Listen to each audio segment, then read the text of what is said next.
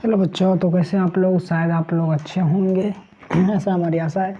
और जैसा कि हमने मंगलम पाठ जो है पहला चैप्टर है क्लास 10 का संस्कृत का मंगलम पाठ का जो अ, कर लिया है 3 वीडियो। उसमें हमने हिंदी व्याख्या और उसके पाठ के जो क्वेश्चन आंसर है वो भी करा दिए हैं। अब कराने वाले हैं हम ऑब्जेक्टिव क्वेश्चन, जो कि ऑब्जेक्टिव क्वेश्चन बोर्ड में पूछे जाते हैं। तो आप लोग ध्यान से देखते रहिए इस ऑब्जेक्टिव क्वेश्चन को और पहले बनाने की कोशिश करिए। अगर बन जाए तो ठीक है, नहीं बनेगा तो फिर हम आंसर बताएंगे, उसके साथ आप मैच कर लीजिएगा, ठीक है। तो पहला क्वेश्चन कह रहा है, कह रहा मंगलम पाठ में कैसे मंत्र संकलित हैं। मंगलम पाठ में जो हैं कैसे मंत्र संकलित है, ये पहला क्वेश्चन है। तो हमारा ऑप्शन इस प्रकार है। पहला ऑप्शन है पद्यात्मक, पहला ऑप्शन क्या है पद्यात्मक, दूसरा ऑप्शन है गद्यात्मक, और तीसरा है दोनों, और चौथा है नाट्यात्मक। तो आप यदि आप पिछला वीडियो देखे होंगे तो आसानी से आप ये क्वेश्चन हल कर सकते हैं। तो बताइए आंसर क्या हो जाएगा। तो इसका सही आंसर हो जाएगा पद्यात्मक।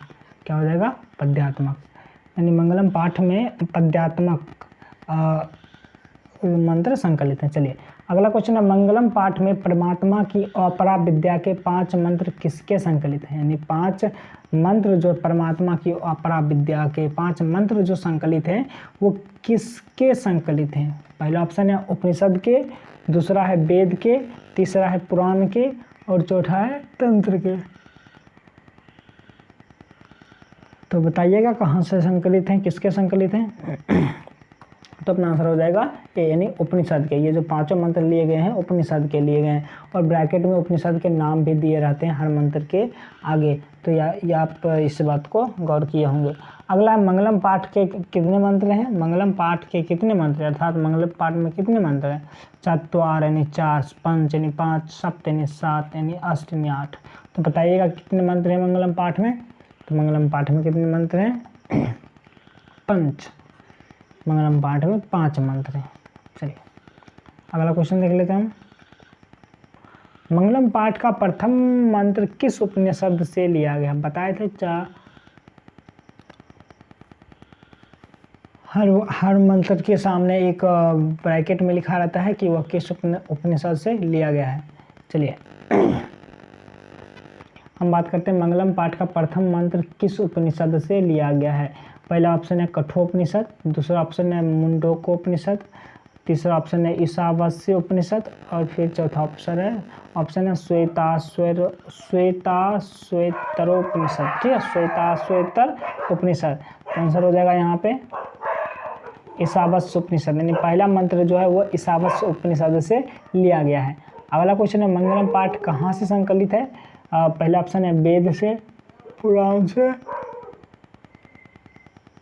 उपनिषद से, या वेदांग से। कहाँ से संकलित है इसका मंगलम पाठ का पाठ कहाँ से संकलित है। वेद से संकलित है, या पुराण से संकलित है, या उपनिषद से संकलित है, या वेदांग से। तो आंसर हो जाएगा उपनिषद का, कि उसके 5 मंत्र जो उपनिषद से लिया गया, इसलिए कह सकते हैं मंगलम पाठ उपनिषद से संकलित है।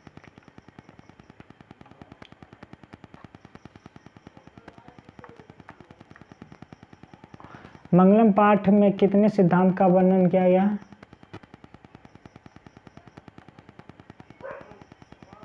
मंगलम पाठ में किसके सिद्धांत का वर्णन किया गया। काव्य शास्त्र का, दर्शन शास्त्र का, या वेद का, या पुराण का। तो अपना सही आंसर हो जाएगा बी नंबर, दर्शन शास्त्र। यानी दर्शन शास्त्र के सिद्धांत का वर्णन किया गया। ये सब कुछ बात जो है अपना परिचय पाठ में ही दिया गया है। वेद के कितने प्रकार के होते हैं, तो सबको पता है वेद के 4 प्रकार होते हैं। ठीक है, वेद 4 प्रकार के होते हैं।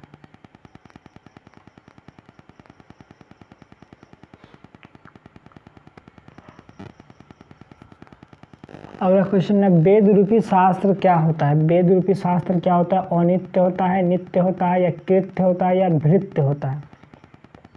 तो अपना सही आंसर हो जाएगा नित्य होता है। वेद रूपी शास्त्र नित्य होता है। ये देख लीजिए 19 में दोनों सेट में पूछा गया था, ए सेट में भी और सी सेट में भी।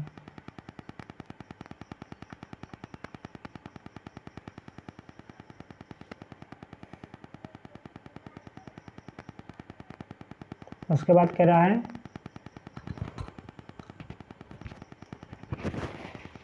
वेदाहम एतम पुरुषम महांतम डैश विद्यते अयना, यह मंत्र जो है किस उपनिषद से लिया गया है? कठोपनिषद से, या श्वेताश्वेतरों उपनिषद से, या मुंडोको उपनिषद से, या ईशावास्यो उपनिषद से? यह जो है लिया गया है, जी हाँ, श्वेताश्वेतरो उपनिषद से लिया गया है ये वाला मंत्र। ब्रैकेट में जो कि मंत्र के ब्रैकेट में लिखा भी रहता है किताब में। उपनिषद के रचनाकार कौन है? उपनिषद के रचनाकार कौन होते हैं? कालिदास, या चाणक्य, या विदुर, या वेद व्यास?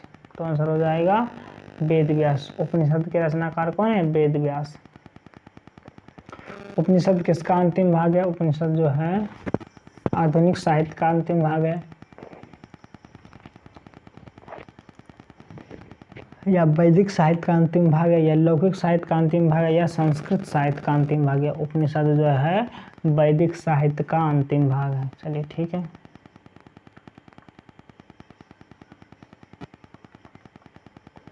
उपनिषद के कितने प्रकार है? उपनिषद के कितने प्रकार? 107 है, 105, 108, 210। तो आंसर हो जाएगा 108। तो उपनिषद 108 प्रकार के हैं। ठीक है। सत्यमेव जयते किस उपनिषद का मूल मंत्र है? सत्यमेव जयते नानृतम, ये जो अपना मंत्र है वह किस उपनिषद का मूल मंत्र है? ईशावास्य से, या बृहदारण्यक उपनिषद से, या मुंडोको उपनिषद से, या कठोपनिषद से?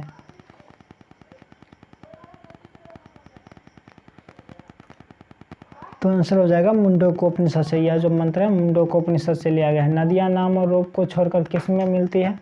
नदियां नाम और रूप को छोड़कर किस में मिल जाती है? तो आंसर क्या हो जाएगा? आंसर बताइए। समुद्र में होगा, या मानसरोवर में होगा, या तालाब में होगा, या झील में होगा?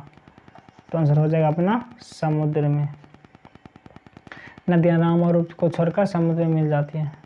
बहुत बढ़िया। आशा करते हैं कि आपको समझ में आ रही होगा। ठीक है।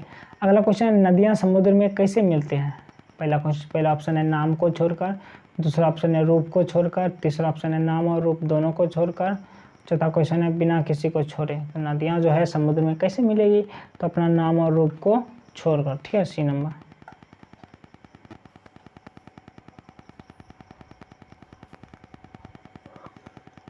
ठीक है, ये क्वेश्चन समझ में आ गया होगा। सारा क्वेश्चन वीडियो पॉज करके क्वेश्चन आंसर सहित नोट भी कर लीजिएगा आप लोग, ताकि आगे आप लोग रिवीजन कर सके एग्जाम के टाइम में।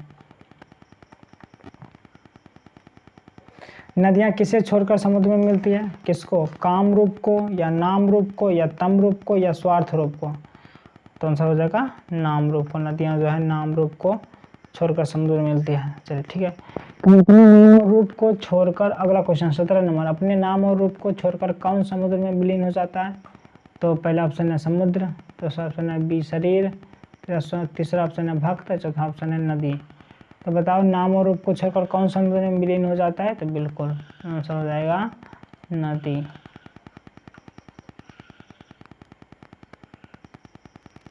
ठीक है, नदी हो जाएगा।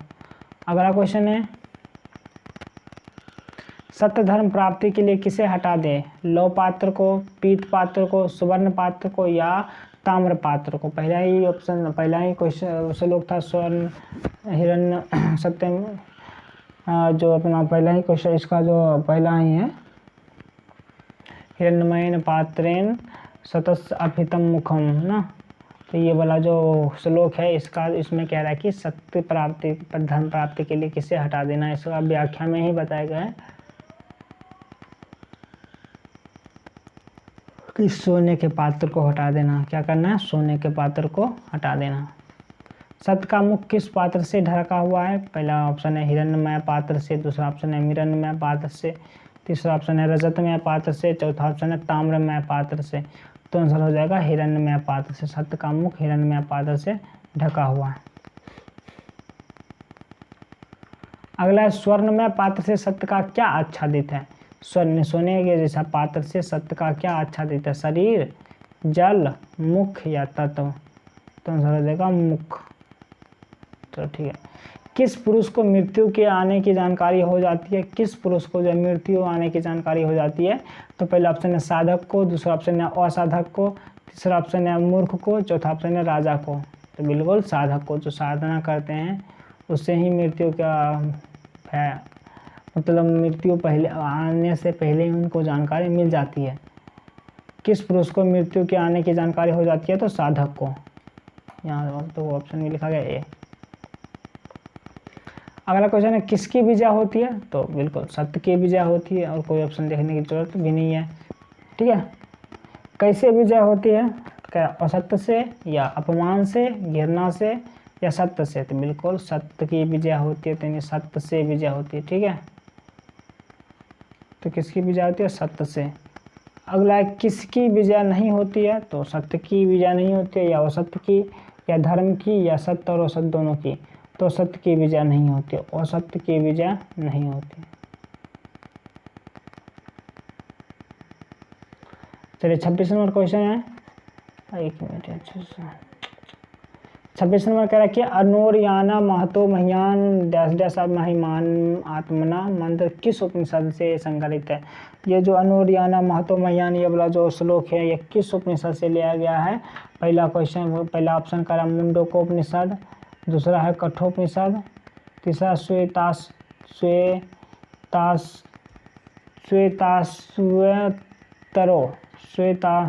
श्वेताश्वेतरो उपनिषद से या ईशावास्य उपनिषद से। कहाँ से लिया गया ये जो है? तो आंसर हो जाएगा कठोपनिषद से लिया गया है यह मंत्र। अगला क्वेश्चन क्या है? हिरण्मयेन पात्रेण डैश दृष्टे, यह मंत्र किस उपनिषद से लिया गया है? ये पहला ही क्वेश्चन है, तो पहला ही मतलब पहला ही श्लोक का पूछ रहा है, तो कौन हो जाएगा? ईशावास्य उपनिषद। हिरण्मय पात्र से किसका मुख ढका हुआ है? सत्य का, पाप का, झूठ का, वाचाल का। तो आंसर हो जाएगा सत्य का। हिरण्मय पात्र जो है सत्य से काम कर, हिरण्मय पात्र जो है सत्य का मुख ढक करके रखा हुआ है। ठीक है, उसी को हटाने के लिए पहला श्लोक में बात हो रही है। अगला क्वेश्चन है प्रस्तुत पाठ में किसकी महिमा का गान किया गया है? पहला नंबर है जीवात्मा, दूसरा ऑप्शन है देवात्मा, तीसरा ऑप्शन है परमात्मा और चौथा ऑप्शन है मनुष्य की। तो प्रस्तुत पाठ में किसकी महिमा का गान किया गया है? तो परमात्मा का महिमा का गान किया गया है, बिल्कुल। तो परमात्मा के महिमा का ज्ञान मतलब गान किया गया है इस पाठ में। परमात्मा कहाँ रहते हैं? परमात्मा जो कहाँ रहते हैं? एकत्र रहते हैं, सर्वत्र रहते हैं, अन्यत्र रहते हैं, इनमें से कोई नहीं। तो परमात्मा जो होते हैं वो क्या रहते हैं? सर्वत्र। जी हाँ, परमात्मा सर्वत्र रहते हैं। यह संसार किसके द्वारा अनुशासित है? परमात्मा के द्वारा, मानव के द्वारा, दानव के द्वारा, वीरों के द्वारा। तो यह संसार किसके द्वारा अनुशासित है? तो ऑब्वियसली आंसर हो जाएगा परमात्मा के द्वारा। यह संसार परमात्मा के बारे में बताता है। ठीक है, यह संसार जो है परमात्मा के द्वारा अनुशासित है, यानी परमात्मा ही इस पर राज कर रहा है।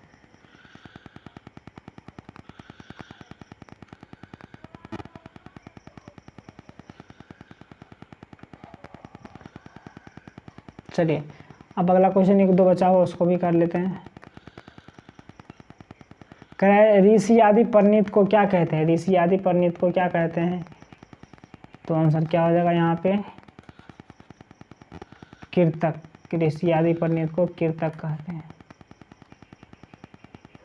प्राणी की हृदय रूपी गुफा में कौन विद्यमान है? और आत्मा, शरीर, देव, ऊर्जा। तो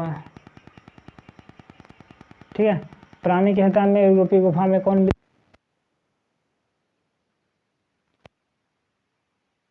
आंसर हो जाएगा आत्मा। ठीक है, महान से भी महान को क्या है? महान से भी महान क्या है? आत्मा, देवता, ऋषि या दानव। तो आंसर हो जाएगा आत्मा। महान से महान आत्मा है। चलिए ठीक है, देवलोक का मार्ग किससे प्रशस्त होता है? असत्य से, सत्य से, लोभ से, सत्य त्याग से। देवलोक का मार्ग जो किससे प्रशस्त होता है? सत्य से। और इसलिए हो गया। आशा करते हैं आप लोग कुछ कॉपी में सारा क्वेश्चन नोट कर लिए होंगे और इसको याद करेंगे। ठीक है, चलो इतना करके धन्यवाद, फिर अगले वीडियो में मिलते हैं।